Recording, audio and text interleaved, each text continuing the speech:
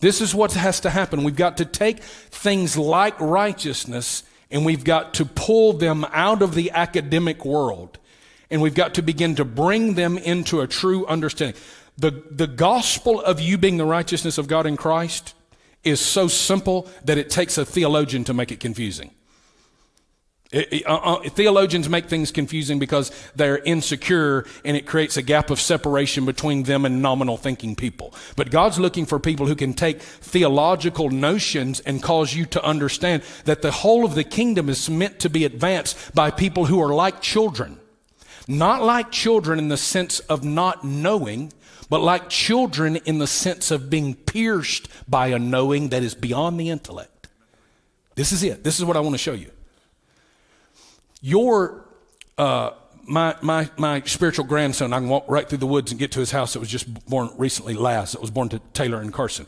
He carries a measure of peace and rest on his life that is a consequence of knowing how deeply he's loved by people who know how deeply they're loved. Mom and dad have had to take a journey that reframed even them down to the intellect. Now their child has not taken that journey, and their child will not have to take the journey the way the parents took the journey, because the child is now being raised with an experience that has trained him to never question whether he's loved.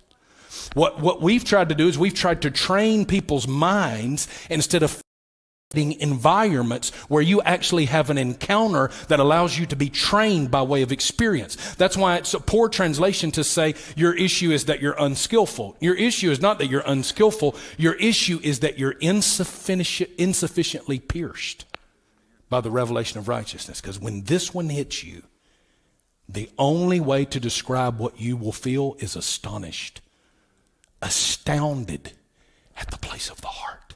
Not intrigued in your mind to want to go read more, but converted in your heart to a place where you begin to understand, oh, I see it so clearly now.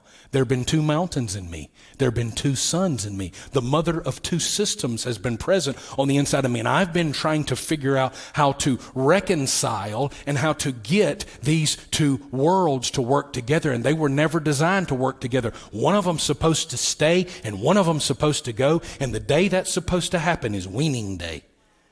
And weaning day is the day you and I get sufficiently pierced with the revelation of righteousness. When we get sufficiently pierced with the revelation okay, let me just say it like this because I think this makes it easy to understand. How do you know if you've been sufficiently pierced by the revelation of righteousness? Ishmael is gone. You can never be mocked again. You're not accused anymore. As long as the voice of the accuser is present, he'll have to have legalism to qualify his statement. And if he's lost the legalism that qualifies the accusation, then he comes to you with the legalistic accusation, and there's nothing for that message to hook into on the inside of you because you gave Ishmael his marching orders.